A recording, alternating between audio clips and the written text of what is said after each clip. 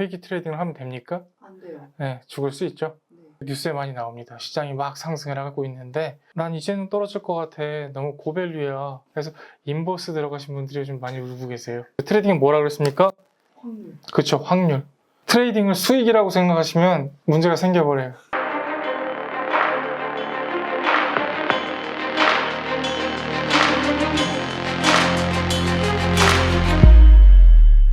안녕하세요, 불공입니다. 지난주로부터 이제 종목에 대해서 조금씩 얘기를 나누기 시작을 했는데요. 일단은 트레이딩을 하기 위한 기본 재료들을 어떻게 선별하고 그 재료들을 가지고 트레이딩을 하는 방법까지 우리가 차례차례 나가기로 이제 재료들을 가지고 우리가 앞으로 트레이딩을 어떻게 구사할 것인지에 대해서 설명을 드리겠다고 얘기 드렸는데요. 저번 주는 이제 기준가에 대해서 설명을 드렸다면 이제 금주는 아마 미확인 값에 대한 회귀이론을 여러분들께 집중해서 알려드릴 것 같습니다. 뭐 기술적 회귀 반락, 회귀 반등 등을 가지고 회귀를 하는 성질을 이용해서 수익을 내는 트레이딩을 회귀 트레이딩이라고 합니다. 근데 그게 실제로 어떻게 활용되는지 모르시는 분들이 많고 그냥 단순히 그냥 추상적으로 주가는 다시 원래대로 돌아오거나 올랐으면 떨어지거나 하는 생각으로 트레이딩을 하시는 분들이 많기 때문에 이걸 정확히 수치화할 수 있고 데이터화해서 트레이딩 할 수 있는 방법을 알려드릴게요. 네, 지금부터 시작하겠습니다. 지금 오늘도 이제 하이닉스 차트를 보고 있단 말이에요. 하이닉스를 보시면 저번 주에 제가 이제 설명드린 월봉에서의 중심가는 아직 이탈을 하지 않았다. 그리고 패시브라고 그어드렸던 중심까지도 회귀하지 않았다. 그러면서 고점에서 다시 한번 전 월봉의 기준가를 돌파하는 음봉의 형태를 띠고 있다. 그럼 아직 끝난 게 아니다. 이렇게 보시는 게 맞고요. 근데 이게 좀 아쉬운 게 하나 있어요. 이거는 회귀로는 두 가지로 정리해서 사용을 해도 되는데 기준가를 접목을 해서 이제 회귀이론을 오늘 이제 설명을 드리려고 했었거든요. 그렇다면 얘네가 이제 미확인이라는 것에 대해서 먼저 알아야 되는데 하이닉스만 보면 하단 미확인은 있어요. 미확인이 뭐예요? 정확히는 자 요거 혹시 제가 노란 박스까지 쳐드릴게요. 네. 요 캔들 보이시죠? 네. 자, 요 캔들을 보시게 되면 제가 기준가라고 배웠던 저번 주에 기준가 1, 기준가 2, 그리고 평균 기준가를 배웠죠. 네. 자, 근데 얘가 기준가가 생겼어. 그 다음 캔들을 보니까 기준가를 터치했습니까? 안 했습니까? 안 했어요. 그쵸? 네. 이거는 그러면 무슨 얘기가 되죠? 매수세가 강하다. 그쵸. 매수세가 매수세를 조금 더 격하게 뿜어내면서 매도세를 압도했다. 네. 그러면서 기준가를 회귀할 새도 없이 상승을 했다. 네. 그죠? 자, 그래서 이 기준가가 확인되지 않은 상태로 남았지 않습니까? 아, 기준가를 확인하지 않았다는 말이 기준가를 터치하지 않았다는 그쵸. 말이죠?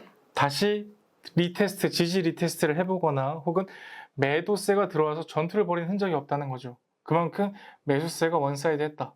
여기서 보시게 되면 기준가를 확인하지 않은 걸 우리는 미확인 값이라고 합니다. 아, 그러면 정리를 하자면 그 다음 캔들이 지금 전 캔들의 기준가를 터치하지 않았을 때 네, 그걸 미확인 값이라고 네, 맞습니다. 아, 이걸 이제 미확인 값이라고 합니다. 미확인 값이라고 하는데 자, 그러면 이게 무조건 회귀를 하느냐? 아니겠죠? 왜냐하면 처음 생겼던 주봉으로부터도 기준가를 회귀하지 않은 캔들들이 워낙에 많기 때문에 그러면 무작정 하단 미확인 값이 생겼다고 해서 회귀 트레이딩을 하면 됩니까? 안 돼요. 네, 죽을 수 있죠. 네. 혹시 이런 말 들어보신 적 있으실 거예요. 아, 이런 말도 아니고 뉴스에 많이 나옵니다. 시장이 막 상승을 하고 있는데 상승을 했더니만 난 이제는 떨어질 것 같아. 너무 고밸류야. 그래서 인버스 들어가신 분들이 좀 많이 울고 계세요. 네, 그런 맞아요. 분들이 전 보시면 참 좋을 것 같은데 어떤 의미냐면 하단 미확인 값이 생겼다고 해서 하단 미확인 값으로 무조건 회귀하는 게 아니다. 그러면 뭐가 상대적으로 생겨야 되겠습니까? 하단 미확인 값이 생겼으면 매도 주체가 만든 상단 미확인 값이 생겨야 전투존이라는 게 생깁니다. 매도 주체가 만든 상단 미확인 값은 무슨 뜻이에요? 자, 만약에 보세요. 그냥 제가 그림으로 그리겠습니다. 네.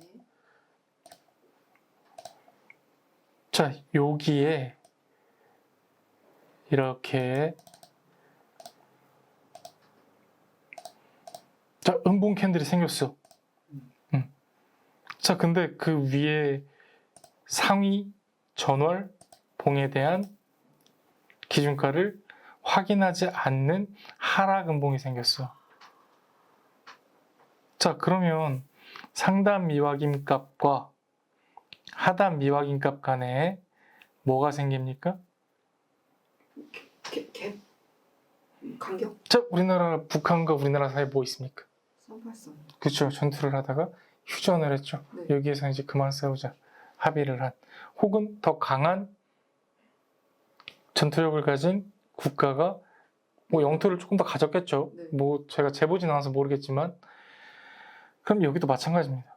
여기도 상단 미확인 값과 상단 미확인 값을 누가 만들어요? 매도 주체가 만들어요.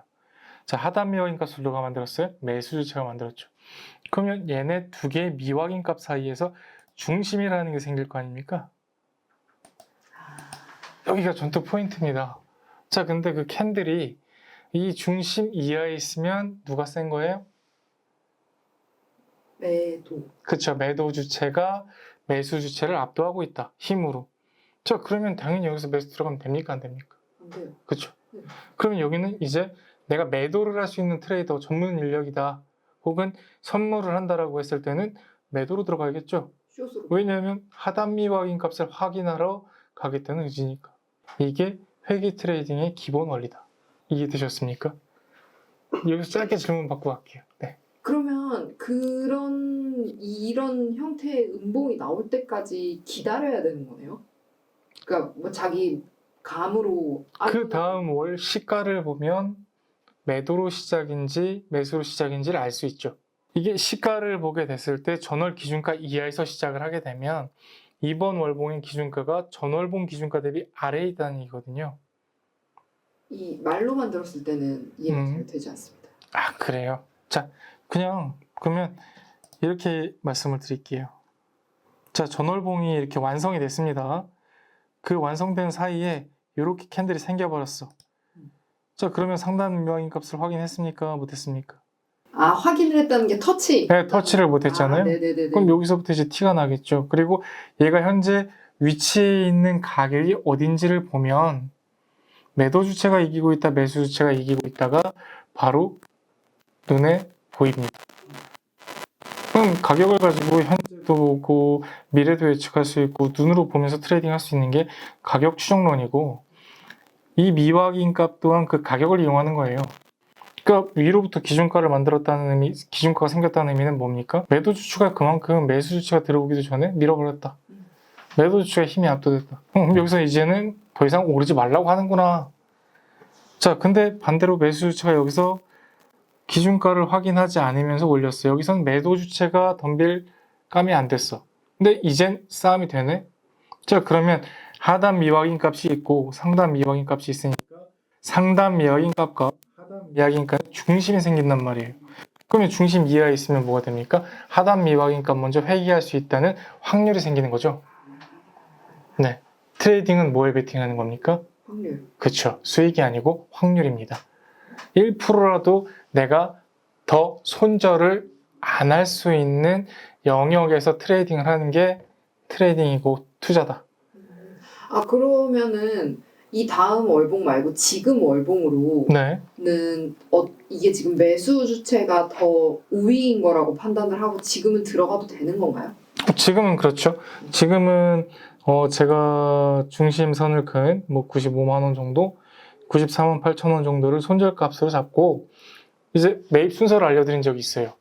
리스크 감내율만 곱해서 그냥 들어가라. 그러면 내가 들어갔는데 손실이 안 나고 있어. 손실이 안 나고 있으면 수익이 나고 있거나 약손실이겠죠? 근데 계속 올라가. 그러면서 뭐가 생깁니까?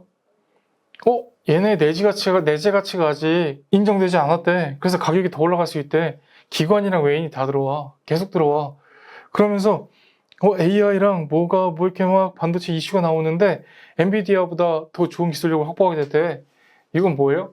그냥 내가 가격을 보고 들어갔는데 그 뒤에 붙는 명분들인 거예요. 그냥 가만히서 어떤 사람은 수급을 봅니다. 수급을 보는데 기관이랑 외인이 언제 들어갈 줄 알아요? 자, 들어간 거 봤다고 칠게요. 그 다음날 나갈지 내일 모레 나갈지 알아요? 그러면 그걸 기준으로 삼을 수는 없단 말이에요.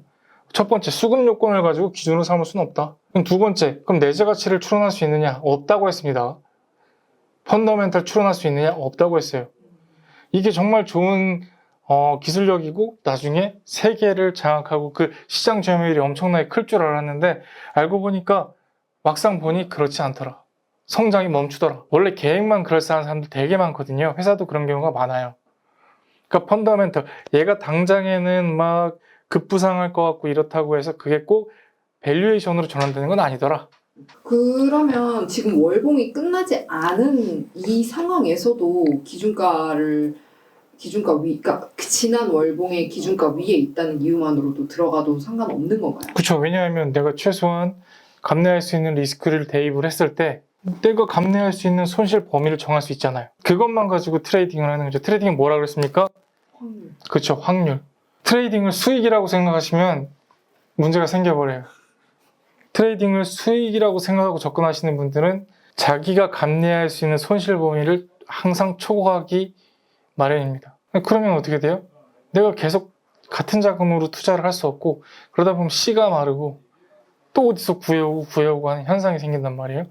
그게 기본적으로 본인이 감내할 수 있는 리스크율과 손실 기준 내에서 놀아야 되는데 그걸 이탈 안 하고 쭉쭉 가면 이게 수익이 되는 것이고 내가 이 종목을 잘 본 것인데 우리가 파악할 수 있는 건 가격이란 말이에요.